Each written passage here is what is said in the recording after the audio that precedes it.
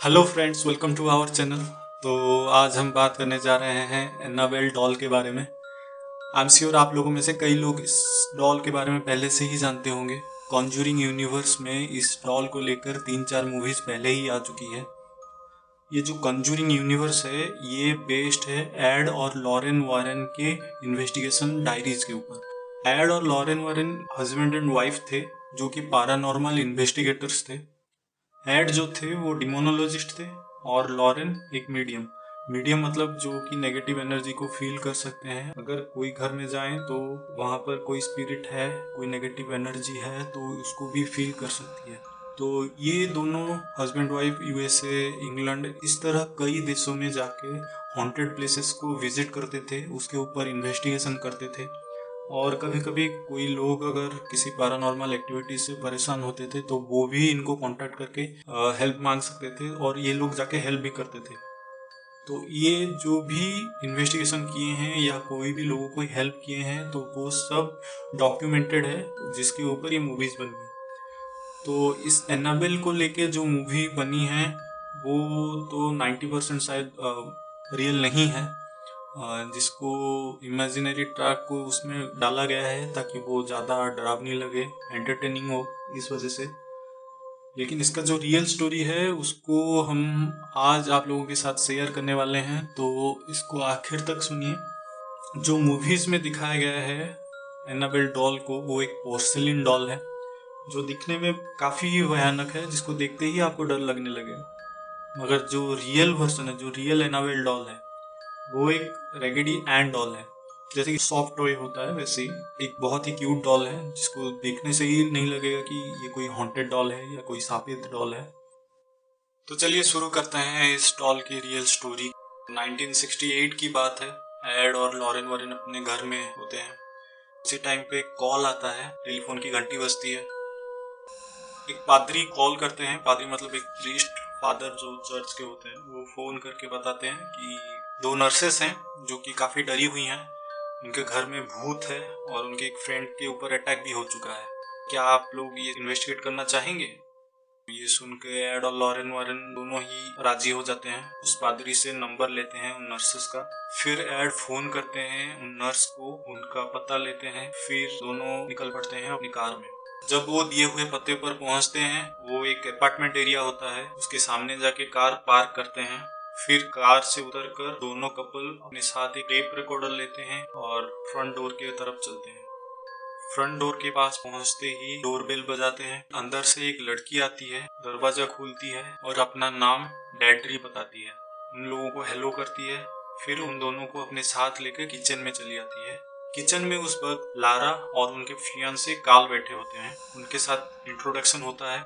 फिर एड और लॉरेन देखते हैं कि इन तीनों के चेहरे पर 12 बजे हुए हैं, तो वो लोग समझ जाते हैं कि सिचुएशन बहुत ही सीरियस है।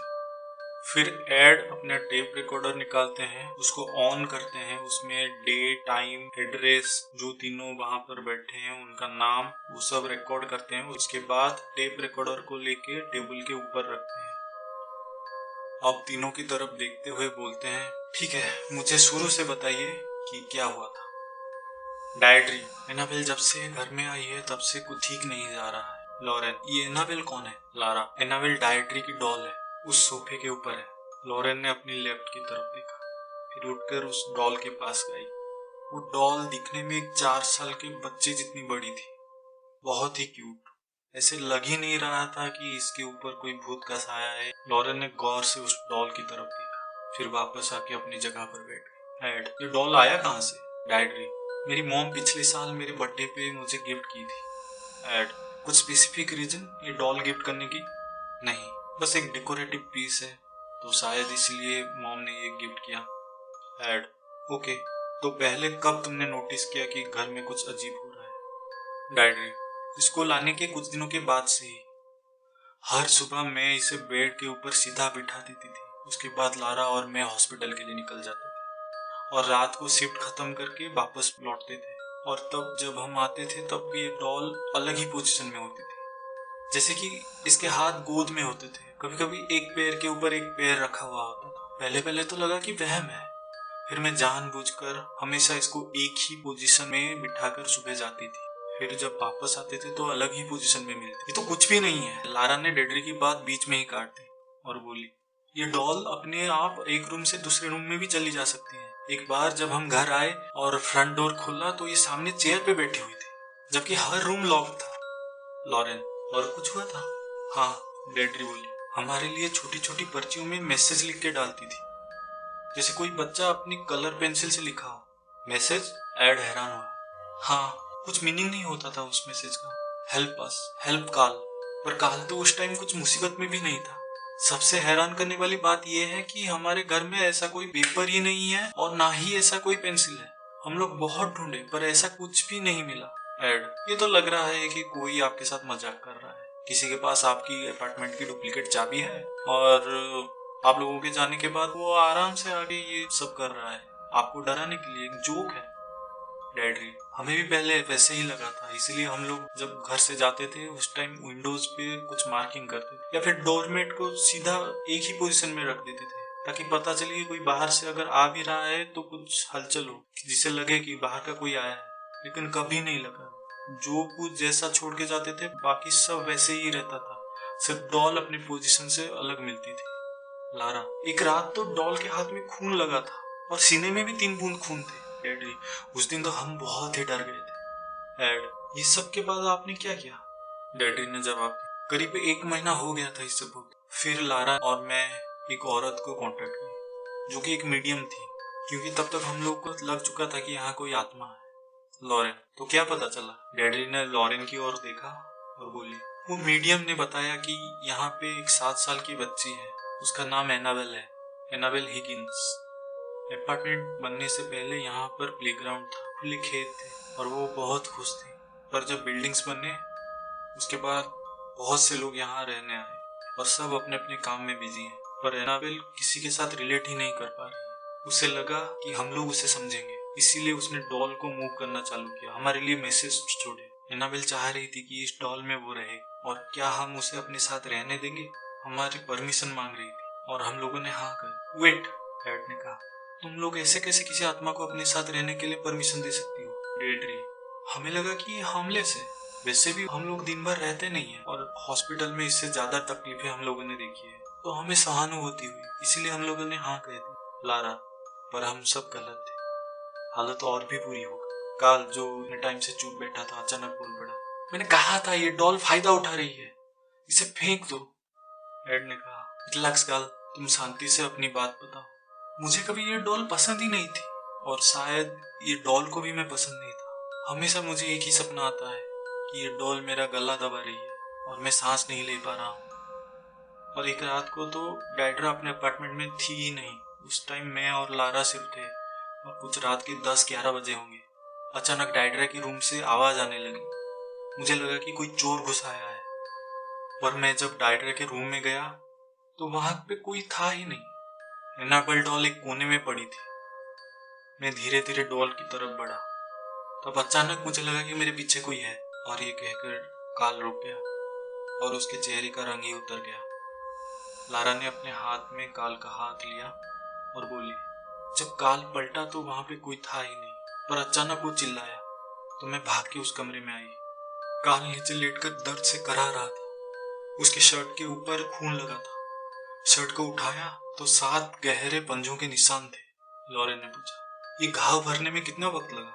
काल, 2 दिन बाद तो लगा कि ये घाव है ही नहीं, कुछ भी निशान नहीं था। डाइड्रा ने वॉरेंस की तरफ देखा और धीरे से बोली, 2-3 बार तो इस डॉल को बाहर फेंका था, पर हमेशा अगली सुबह वापस मेरे कमरे में आ जाती थी। अब आप ही हमारी मदद कर सकते हैं, एड ने कहा। इसलिए तो हम आए हैं।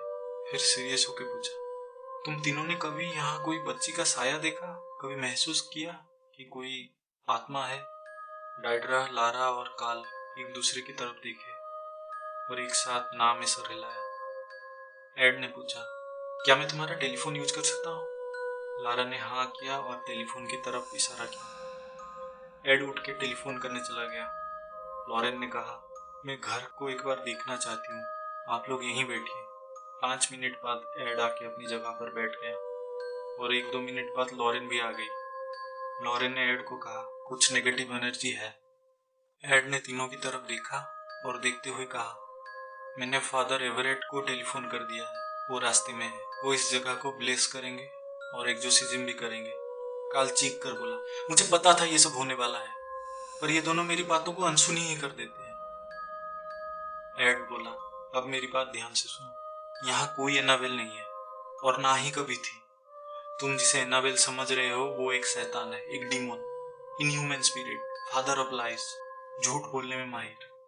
तुम सब अनजाने में अपनी लाइफ में एक डीमन को इनवाइट कर चुके हो। जब पहले डॉल की पोजीशन चेंज हो रही थी, तुम सबको इस डॉल को ज्यादा तवज्जो नहीं देना चाहिए था, और फिर जब तुमने उस मीडियम को यहाँ बुलाया तब डीमन के लिए और भी आसान हो गया तुमसे बातचीत करने के लिए। फिर उसने झूठ बोला कि यहाँ एनाबेल नाम की बच्ची है और उसे तुम्हारी परमिशन चाहिए।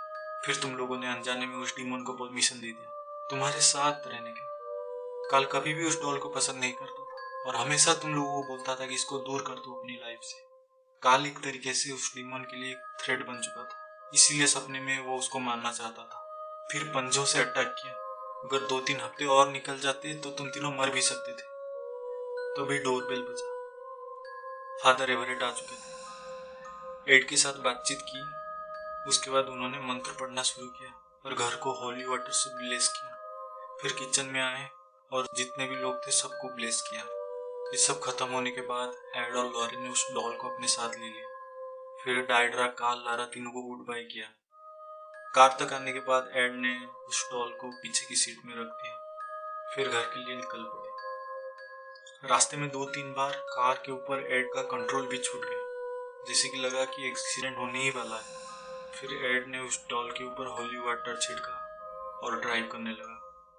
घर पहुंचने के रास्ते में ज्यादा कुछ तकलीफ नहीं हुई, पर वो इस डॉल को फेंक भी नहीं सकते थे क्योंकि उस अपार्टमेंट तक वो वापस भी जा सकती थी। इसलिए उसको लेके अपने म्यूजियम में रखा, एक बंद बॉक्स के अंदर, और उस बॉक्स को हर महीने एक फादर आके होली वाटर से ब्लेस करते हैं ताकि ये डॉल काबू में रहे। तो इस तरीके से ये डॉल एड और लॉरेन वारेन के पास है, पर अभी भी कहते हैं कि ये डॉल शापित है और वो डीमन का साया अभी भी है, इसलिए उस बॉक्स को खोलना मना है। एक बार ऐसा हुआ था कि ये जो म्यूजियम है वो विजिटर्स के लिए अलाउड है। एक बॉयफ्रेंड और गर्लफ्रेंड वहाँ पे घूमने गए थे। फिर वो जो बॉयफ्रेंड था वो चैलेंज करने लगा कि तुम में अगर ताकत है तो मुझे कुछ करके दिखाओ, ऐसे करके वो चिढ़ाने लगा उस डॉल को। फिर वो लोग वापस आए वहाँ से और रास्ते में आते ही बाइक का एक्सीडेंट हुआ।